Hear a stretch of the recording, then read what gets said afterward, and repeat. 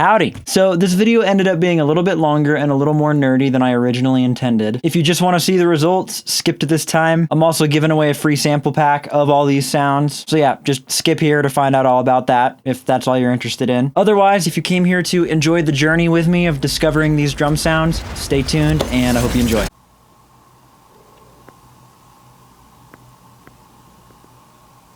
Hey, so it's been a minute. I haven't made a YouTube video in a long time. Been kind of taking some space away from YouTube, and I've been working on some new music, and I've just been living life. Another thing that has been taking up pretty much all of my time is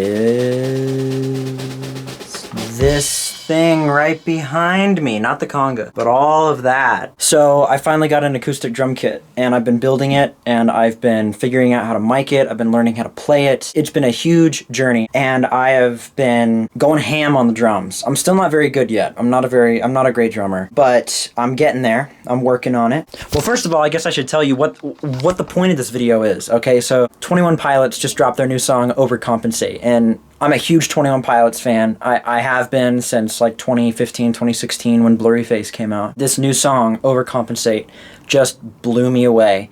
And something that really stuck out to me was the drums. The drums are stellar. Just go listen to the song. Go listen to it. Go listen to it. It's so good. It's so good. I don't know if the drums are programmed or if Josh played them or if it's a mixture of both. Either way, the drums are tight, they're dry, they're punchy, they're just beautiful. But I've made a couple beats the last couple days where I wanted those types of like really active, pocketed, tight drums, and I just can't do it. I've only been playing drums for like 8 or 9 months. It's just not happening. So what I was thinking I would do is I would sample my drum kit. You know, I could do this with Easy Drummer, I could do this with whatever, but I thought it'd be a great exercise in miking the drums, recording them, processing them, doing all that kind of stuff. Let's try and kind of sample my drum kit to sound like the Overcompensate drums, or, you know, in the same vein. I'm probably not going to get them to sound exactly the same, but, you know, if we could just get them to sound similar.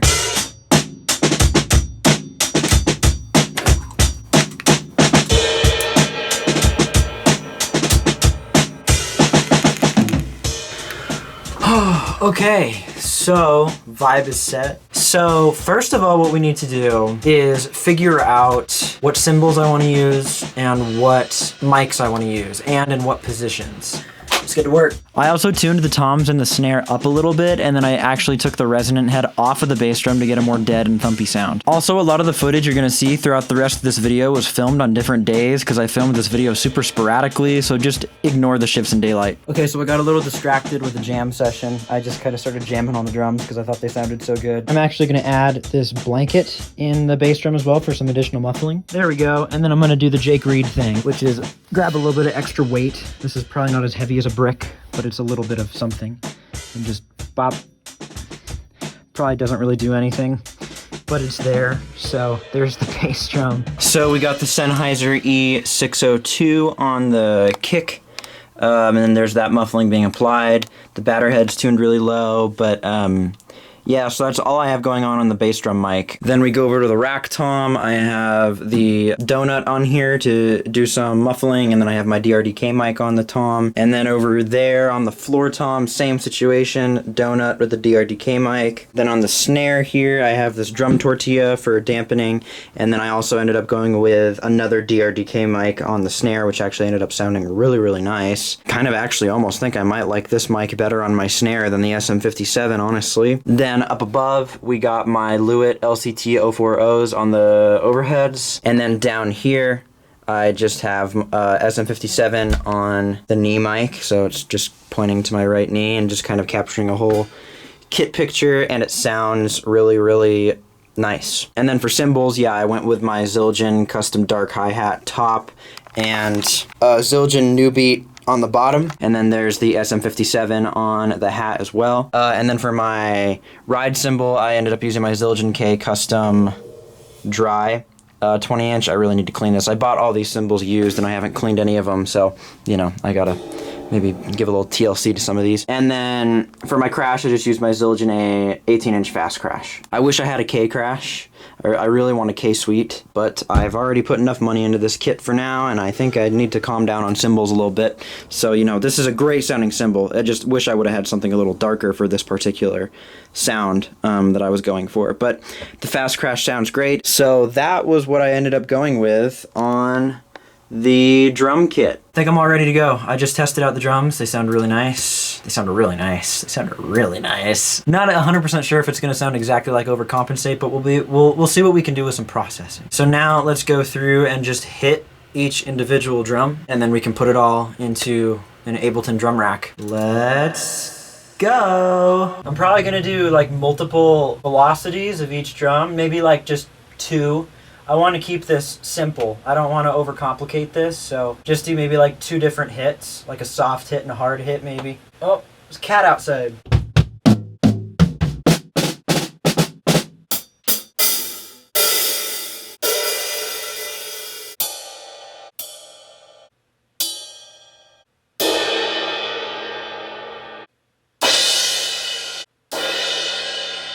Okay. That's that. Okay, so here we are in here, and we have a lot of audio to sift through, so this will be fun.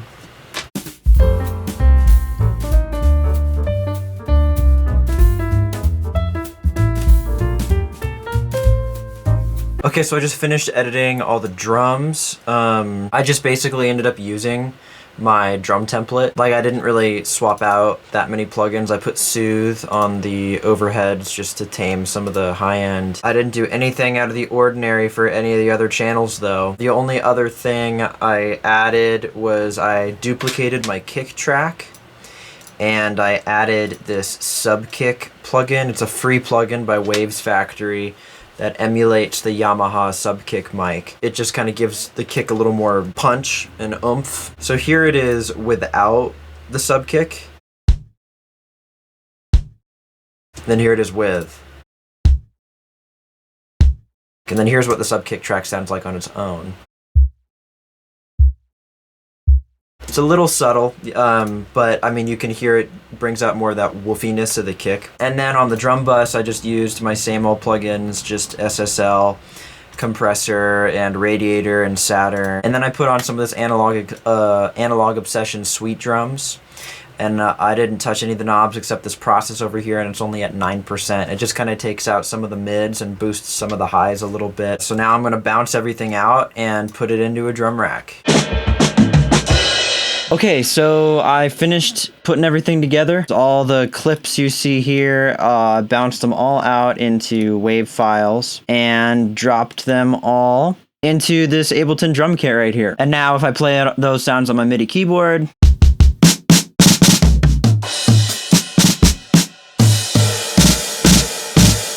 we got access to all those sounds now on the keyboard. So here is the final product. Here's a little MIDI clip I programmed. It's not the greatest drums I've ever programmed, but this is just a demonstration. So here's what the drums sound like, more or less, when everything is kind of put together.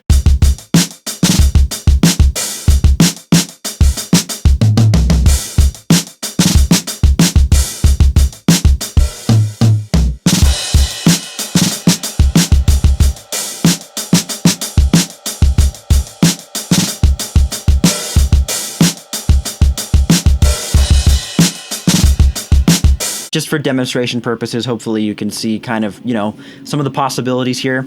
And again, I didn't put that much effort into humanizing these. All these notes are quantized 100% of the grid. So if you put a little bit more effort into the way that the MIDI notes are aligned on the grid and maybe messing with velocity a little bit more, you can get some really, really cool results. So, you know, I'm alternating velocities on the hi-hat. I have some alternating velocities on the snare rolls. So, you know, I'm going to be giving away all these sounds for totally free. All the raw samples that I recorded with my kit, the drum rack that I'm showing off right now, I'm going to be giving away all that for free. Link in description if you want to use these sounds or check these sounds out for yourself and use them in your own productions. The raw samples that I recorded from my drum kit versus the samples in the drum rack do sound a little bit different because I added some additional processing to the drum rack. As you can see here, the drum rack has overdrive, EQ, limiter, blah, blah, blah, blah, blah. So the raw samples aren't necessarily going to sound the the same way that they sound here in the drum rack. So you can download the raw samples without all this additional drum rack processing.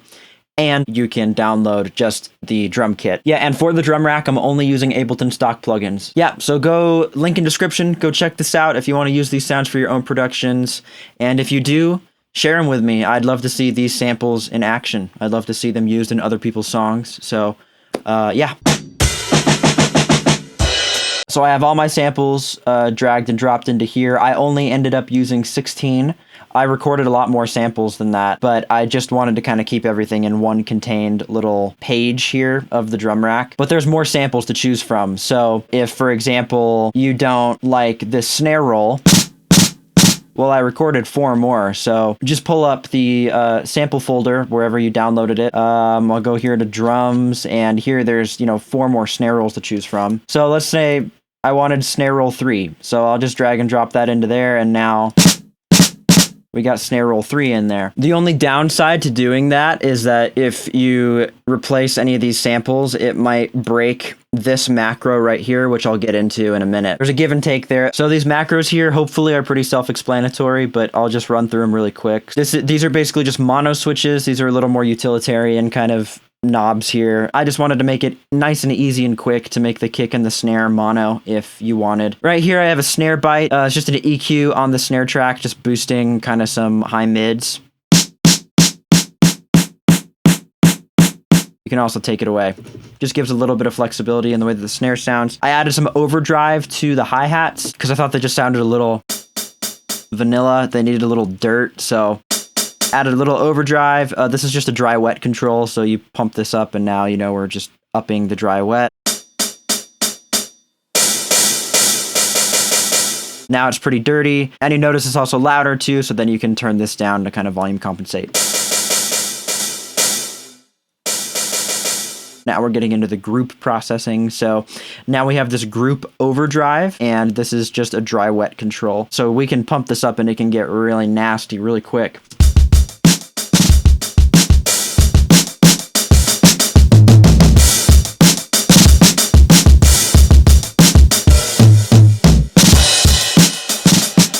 We have some settings for an Ableton stock limiter. So this is just the louder setting. This is just pushing the gain into the limiter to just really smash it.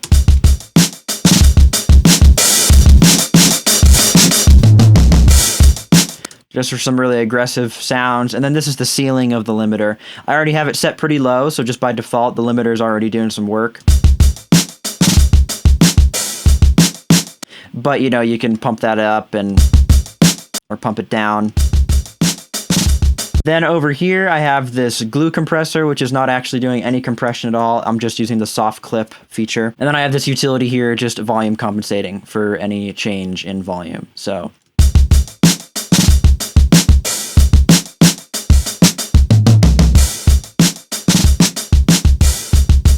little more on the subtle side, that one, but it does add a little bit of extra crunch. Then here, I just have this redux. I had a macro left over and it was bothering me that there was an empty space, so I just figured I'd add in like a lo-fi feature. So it's just a redux with the bit rate coming down.